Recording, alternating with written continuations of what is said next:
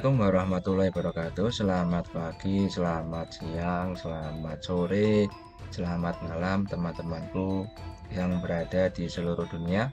Kali ini saya akan membahas mengenai upacara pemasukan peribih dalam bangunan suci. Nah, teman-teman, pendirian sebuah bangunan suci keagamaan biasanya memerlukan berbagai tahapan yang sangat panjang dan membutuhkan berbagai persiapan. Salah satu bangunan suci yaitu candi. Bangunan candi menjadi bangunan identik pada masa klasik Hindu dan Buddha di Indonesia. Bangunan ini menjadi salah satu ikon periode pembabakan sejarah bangsa Indonesia pada era klasik Hindu dan Buddha. Maka tidak heran jika banyak sekali sisa-sisa reruntuhan bangunan candi yang masih bisa kita lihat dan kita pelajari. Tentu saja ada berbagai usaha untuk merekonstruksi kembali bangunan candi yang masih tersisa. Namun, dengan catatan komponen-komponen penyusun candi masih tersisa kurang lebih 70%, sehingga kelayakan suatu bangunan candi untuk direkonstruksi atau direstorasi bisa dilakukan.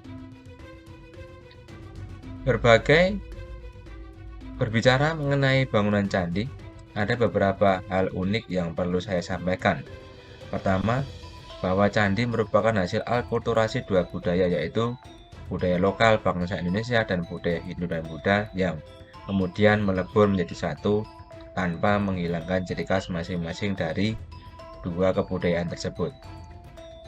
Budaya lokal bangsa Indonesia yang dimaksud adalah kebudayaan Pun dan Berunda, dan kebudayaan Hindu dan Buddha yang berasal dari India adalah kuil. Ternyata kuil-kuil yang berada di India bentuknya tidak seperti di Indonesia. Oleh karenanya, kuil di Indonesia atau yang lazim disebut dengan candi merupakan ciri khas dari bangunan peribadatan yang ada di Indonesia pada era klasik. Namun ada sedikit kemiripan dengan bangunan yang ada di Angkor Wat di Kamboja. Kemungkinan pada masa lalu wilayah Indonesia dan Kamboja memiliki hubungan khusus atau saling mempengaruhi. Bisa saja gaya arsitektur candi-candi di Indonesia mempengaruhi gaya arsitektur candi di Kamboja. Kita bahas dalam video yang terpisah ya teman-teman. Oke, kita masuk ke pembahasan ya. Candi adalah bangunan kuno yang dibuat dari batu, berupa tempat pemujaan, penyimpanan abu jenazah raja, atau para pendeta Hindu Buddha. Istilah candi berasal dari kata Cinandi yang memiliki arti dikubur dalam bahasa Kawi. Candi diperkirakan pertama kali dibangun pada abad ke-7 sampai dengan awal abad ke-8 oleh kerajaan Hindu bernama Kalingga. Kalingga kemudian berubah nama menjadi Mataram. Candi-candi Siwa dibangun pada masa pemerintahan Raja Sanjaya di Pegunungan Dieng. Budaya membangun candi ini berlanjut pada saat kerajaan Sriwijaya menguasai Jawa Tengah. Kala itu kerajaan Sriwijaya dipimpin oleh Raja Sailendra yang beragama Buddha dan anaknya Wangsa Sailendra yang beragama Hindu. Keduanya memiliki pengaruh kuat dalam pembangunan candi di tanah Jawa. Candi di Jawa Tengah bagian utara umumnya merupakan candi Hindu, sedangkan candi di Jawa Tengah bagian selatan umumnya bergaya candi Buddha. Lalu berkaitan dengan candi, ada salah satu komponen penting dalam pembangunan candi yaitu peribih. Nah, pada kesempatan kali ini saya akan membahas mengenai upacara pendirian bangunan candi sebagai bangunan suci dan bagaimana prosesi upacara pembangunan suci tersebut. Selain upacara Manusucima, terdapat upacara lain yang berkenaan dengan bangunan suci. Sebagaimana diketahui kuil merupakan tempat tinggal para dewa. Oleh sebab itu, lokasi tempat bangunan suci tersebut berdiri harus sesuai ketentuan dan persyaratan yang telah ditentukan dalam kitab-kitab agama. Sumber-sumber India yang menguraikan pendirian bangunan suci antara lain terdapat pada kitab-kitab Manasara, Mayatama, dan Silpa Prakasa. Oke, kita lanjutkan pada pembahasan tahap-tahap pembangunan bangunan suci ya teman-teman ya.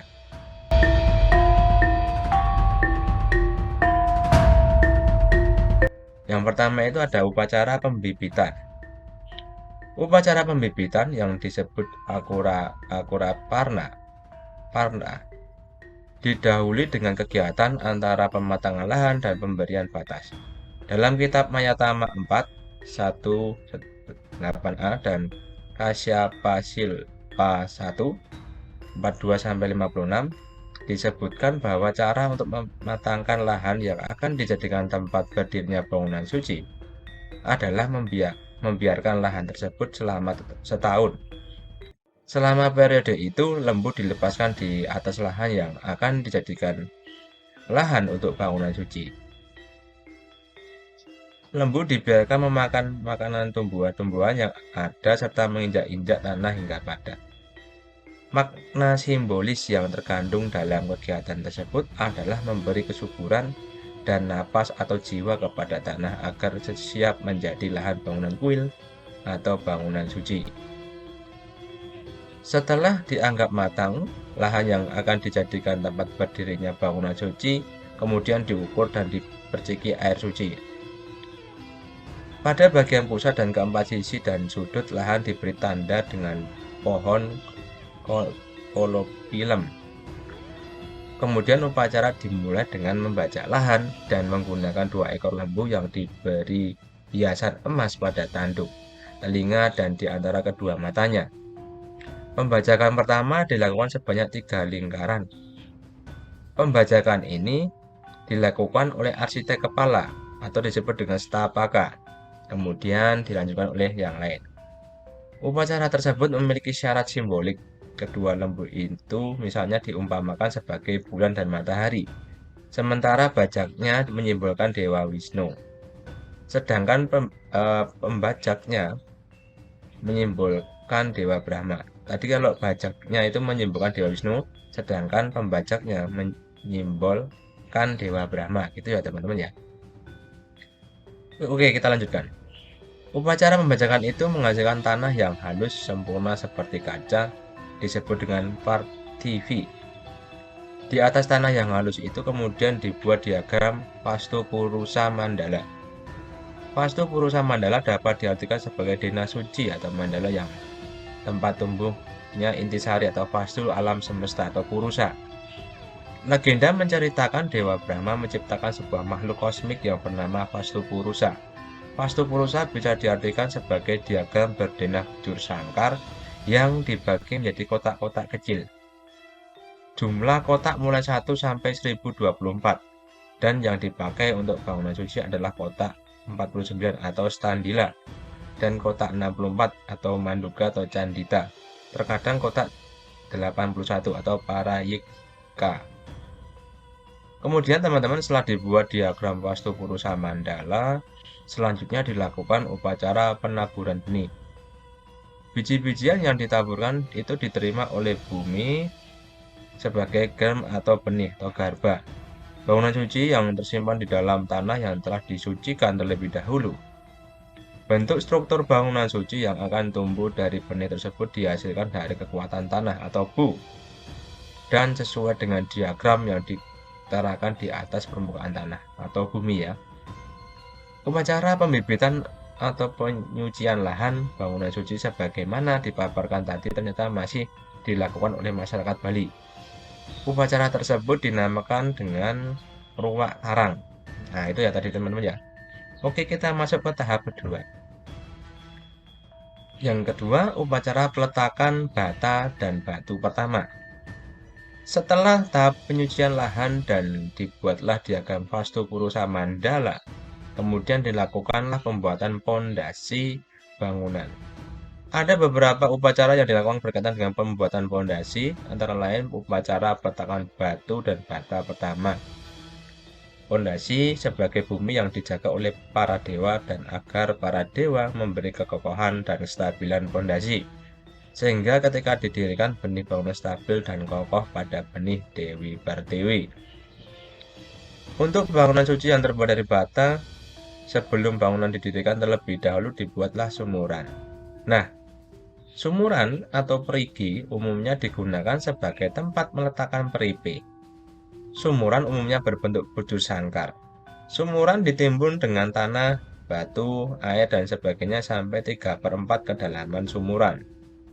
Kemudian diletakkan batu pertama di tempat akan didirikan pintu utama kuil.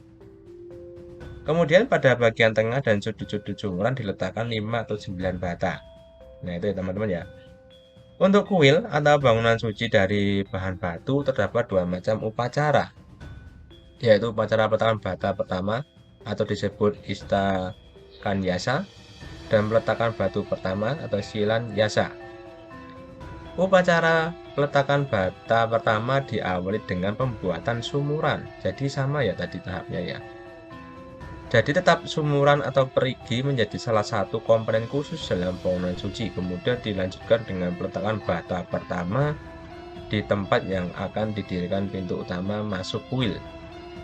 Peletakan bata tersebut diikuti dengan pengucapan sadhana mantra yang berbunyi to thee, O God, O Goddess, O break at a sacrifice with oblation, yang diterjemahkan kepada puisi dewa, O Dewi, O Bata, izinkan kamu berkorban dengan menyelenggarakan upacara selamatan.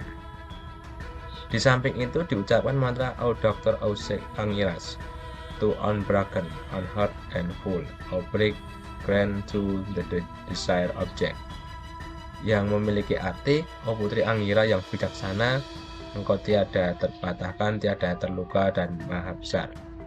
Oh Bata, semoga engkau diberi anugerah sebagai objek memuaskan. Pada akhirnya dapat diambil kesimpulan bahwa bata yang terbuat dari tanah dan api itu akan menyatu dengan bumi. Oleh sebab itu, bata pertama disebut juga asada, yang berarti tidak terlihat karena bersatu dengan bumi dalam bentuk dan bahannya. Oke, lanjut ya teman-teman ya. Oke, setelah peletakan bata pertama, selanjutnya dilakukan peletakan batu pertama. Tadi kan bata, sekarang batunya gitu ya.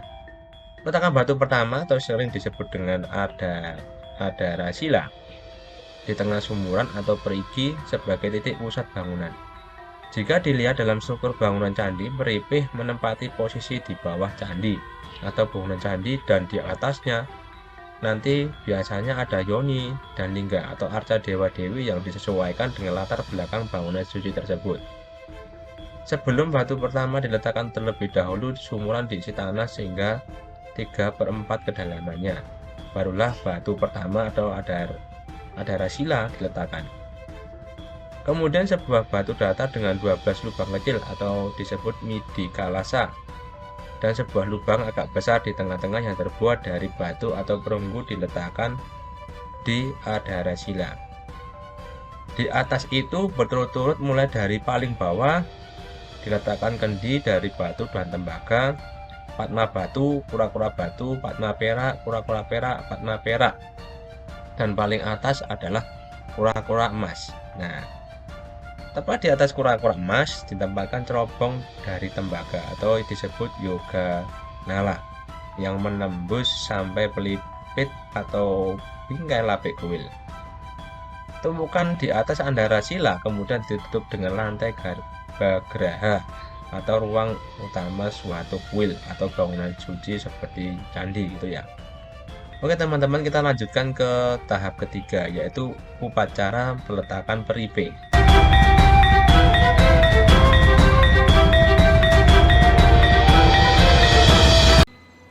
Peripe atau disebut dengan garba patra adalah sebuah bejana yang terbuat dari perunggu, perak, emas, ataupun dapat juga dari bahan lain. Bentuknya persegi dan diberi kotak 9 sampai 25 buah. Kadangkala berupa periuk perunggu atau tanah liat. Garba patra biasanya berisi sebagai benda lambang dewa yang ada di diagram Vastu Purusa Mandala. Fungsi peripe untuk menghidupkan kembali bangunan kuil atau menghidupkan atau rohnya kuil gitu ya. Tanpa peripe, bangunan suci tidak akan dapat dipergunakan sebagai tempat ibadah atau peribadatan. Nah, secara garis besar upacara peletakan peripe dapat dipaparkan sebagai berikut ya teman-teman ya. Pada pinggir pondasi perigi atau sumuran yang telah selesai dipasang bata atau batu pertama, kemudian ditanam akar-akaran dan biji-bijian. Di tengah-tengahnya dibuat lubang yang bagian dasarnya dilukisi naga Ananta sebagai pusat diagram Vastu Purusa Mandala yang digambarkan dengan menggunakan jagung atau beras. Lubang itu kemudian dibersihkan dengan air yang diberi bunga-bungaan. Pada bagian itulah peripih atau Garbapatra yang telah dibungkus dengan kain putih dan diikat dengan benang diletakkan. Di sekeliling kotak peripit diletakkan 25 kendi berisi air wangi-wangian. Kendi-kendi tersebut juga dibungkus dengan kain putih serta diikat dengan benang. Setelah itu sang sutragrahin atau eh,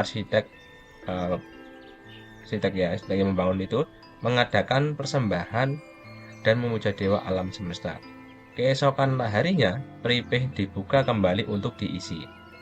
Pertama-tama ditempatkan biji-bijian bagi dewa mata angin.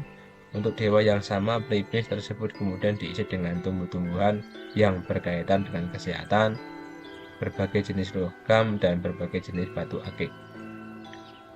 Upacara peletakan peripih atau Garbapatra sebagaimana dipaparkan tadi ya, ternyata masih dilakukan oleh masyarakat Bali. Upacara itu disebut dengan ngeteng linggih. Oke, terima kasih teman-teman. Sekian video singkat dari saya. Semoga bermanfaat. Like, share, dan komen jika video ini bermanfaat dan menginspirasi Anda. Jika tidak suka, silahkan dislike. Oke, terima kasih. Wassalamualaikum warahmatullahi wabarakatuh. Respect the past. Bye-bye.